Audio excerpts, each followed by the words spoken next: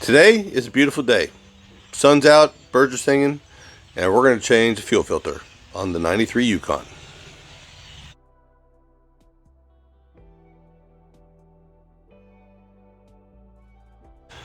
Well, good morning everybody.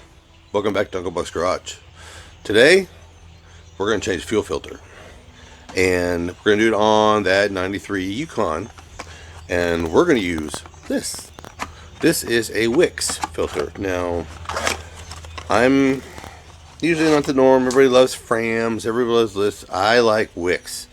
Wix have treated me well for 30 years. They've always been the best. Used to have a local Napa in the house back in the day, and they always use Wix filters. And I just think they're the best, okay? And what I love about these is that they're marked in and out. They have a flow direction on them. They're real easy, but I just have always had the best luck with Wix filters.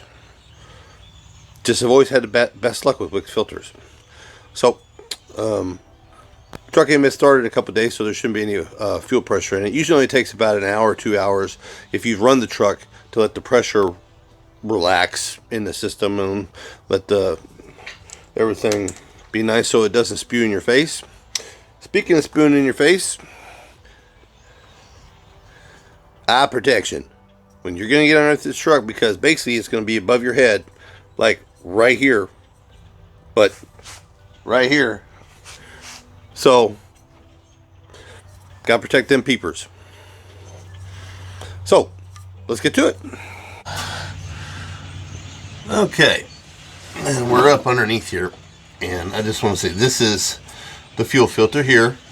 You have an outlet and an inlet, and basically, and you have a half-inch, I don't know if you can see it, I'll get my fingers out of the way, a half-inch bolt right here, which, but I'm kind of, this is my right hand, and I'm kind of sitting off to the side of it so that it doesn't drip on my face. I got my glasses on just for safety, but basically all we're going to need, if you want to unloosen this, is a half-inch socket on a short extension. I have, let's see, where'd it go? I have it's a 16 millimeter line wrench, and I prefer line wrenches for this, not just any old wrench. I mean, if you don't have line wrenches, then do what you got to do, but if you got them, use them. 16 millimeters, okay, on both sides. And then you can use just a regular crescent wrench, an adjustable crescent wrench, to grab a hold of the canister and hold it still while you break the nuts loose. Okay, and you just, all you're going to do is just put it on so you can get a hold of it. And of course you're going to drop it every time. But at least we're already underneath and we ain't got to get on our hands and knees, you know. Righty tighty, lefty loosey, guys.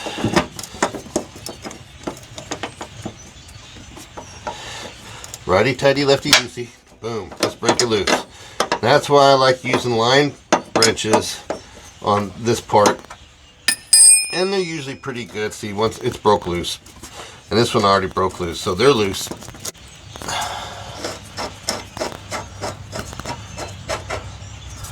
And you can just take your fittings, back them off, and then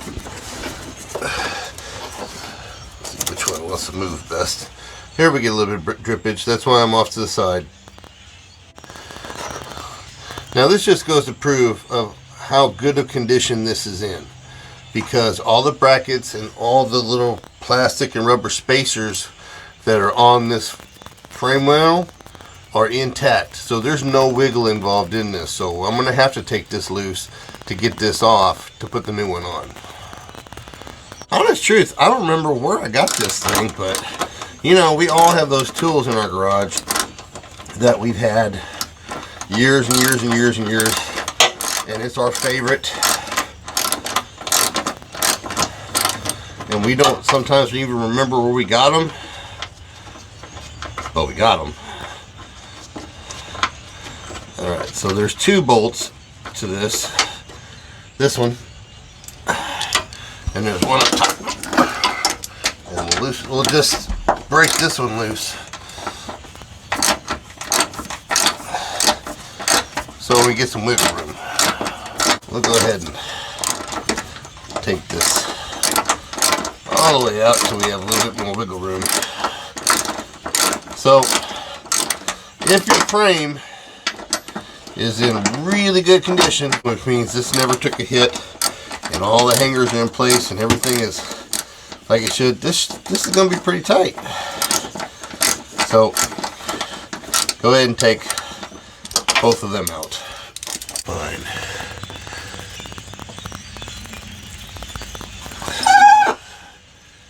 Okay, I actually let this drain into a little bucket down here because it just was dripping all the time and I had to get it out of the way. And there's enough stroke in here for it to bend down where if you have a little catch can, then you can work it that way, okay? And remember, direction. And we're just placing it back in the spot. And you just got to work it back into its spot.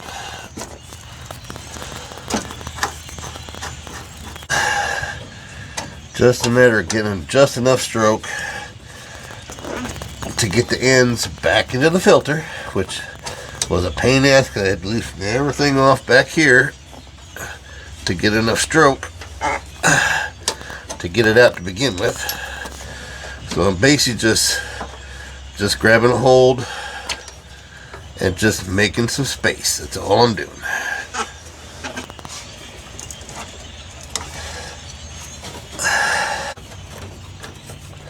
Sometimes it just takes just a little bit of jiggling. There we go. Now we're cooking with fire.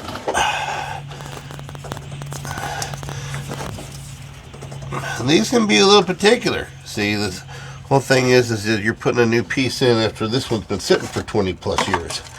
So sometimes it fights you a little bit. So I would suggest doing the one going to the throttle body first and then doing one going to the tank second, because that just seemed like it was the easier way to go. Righty tighty, lefty loosey. The line wrenches, yep, they can be a pain in the ass because you got to have a good 1/6 stroke to get a hold of it.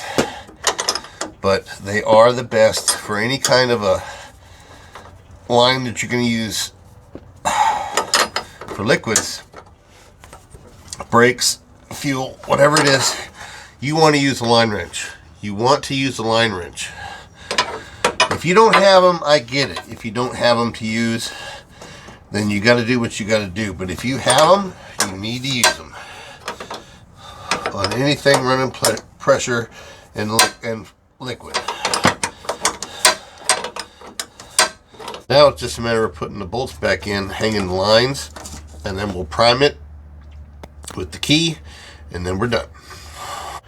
Okay, old one is out, new one is in, and this doesn't have what brand it is, but let me tell you, the shit coming out of it, I don't know if you can see, I mean, that's the color of the shit coming out of it. I mean, it's gross. Gross. Okay, so I know I had to take a couple extra bolts out backstream towards the tank to get enough looseness in those lines to be able to get it out and get it in. But it's part of it. Sometimes you have to do that sort of thing. But really, honestly, come on. That's going in your engine, and that's going in your throttle body, and that can't be good. Okay, so it's a necessary thing. Change your fuel filter, and like I said, that was a no-name, said made in USA, but there was no markings on it, no direction on it, no nothing. So, all right, boys and girls, I'm the kind of guy wall and roam. So get it. So since I've been underneath the truck and I've been doing the fuel filter, I went and changed the oil while I was there. And I just found the most disturbing thing I thought I could find on this truck. It had one of these on it. And even though it's empty, it weighs a ton. Okay. These are just, I'm even throwing away that touched it. Guys, Fram are junk. Junk. Wicks. Get you a Wicks filter. Wicks filter. I've been running these race cars, personal cars. They've never let me down. There's no replacing a Wicks filter. None. But oil's changed. Fuel pump has changed, and I'm about to prime it and start it. But you know, it took an extra 5 minutes since I already was underneath it and I'm already dirty, to go ahead and change the oil, because I've been running a little bit of Marvel Mystery oil in it, a little bit of a detergent to clean it out a little bit, and so I need to change the oil anyway. So she's going to get fresh oil, and then we're done for the day. So if you're still here, like, share, and subscribe. Hit that bell. Have a great day, because a great day today can mean an even better day tomorrow. Y'all be good.